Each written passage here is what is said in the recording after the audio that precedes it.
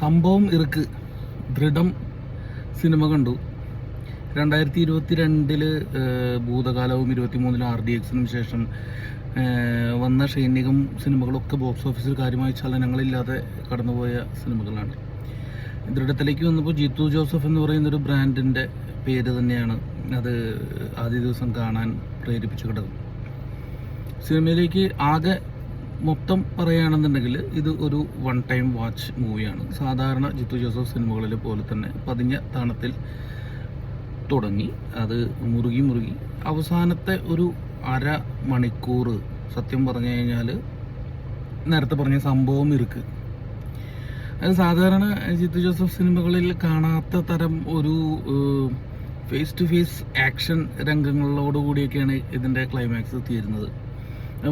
അത്യാവശ്യം നല്ല രീതിയിൽ തന്നെ എടുത്തിട്ടുണ്ട്.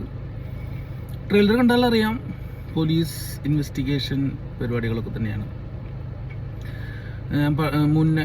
കുറച്ച് മുന്നേ വന്നൊരു പടത്തിൻ്റെ റിവ്യൂവിൽ പറഞ്ഞ പോലെ ഓരോ അരമണിക്കൂർ കൂടുമ്പോഴും ഓരോ കല്യാണം നടക്കുന്നു എന്ന് പറഞ്ഞു മധുവിധ കണ്ടപ്പോൾ. അതുപോലെ ഇതിനകത്ത് ഓരോ അരമണിക്കൂർ കൂടുമ്പോഴും ഓരോ ബോഡി കിട്ടുകയാണ്, കൊല്ലപ്പെട്ട ആളുകളുടെ ബോഡി കിട്ടുകയാണ്. അതുമായിട്ട് തുടർന്ന് പോകുന്ന അതിൻ്റെ ഇൻവെസ്റ്റിഗേഷൻ, അതുമായി ബന്ധപ്പെട്ട് നടക്കുന്ന പല കാര്യങ്ങളും അത് അവസാനം എത്തുമ്പോൾ എല്ലാ ജിത്തു ജോസഫ് സിനിമകളുടെ പോലെ ട്വിസ്റ്റ് ഇതിൽ ഭയങ്കരമായിട്ട് വർക്ക് ചെയ്ത ട്വിസ്റ്റാണ്. ട്വിസ്റ്റ് എന്ന് പറയാൻ പറ്റില്ല, ഇത് ഒരു സസ്പെൻസാണ്. അതായത് ഫൈനലി ആരാണ് കൊലപാതകി എന്ന് കണ്ടുപിടിക്കുന്ന ഒരു സാധനം നമ്മളെ ഞെട്ടിക്കും. അപ്പോൾ ഈ ഒരു 6 മണിക്കൂറിന് വേണ്ടിയിട്ട് ഈ സിനിമ കാണാം. അതിനുശേഷം സിനിമയുടെ ക്ലൈമാക്സിലേക്ക് ഒരു നല്ല ക്ലൈമാക്സും പിന്നെ ഈ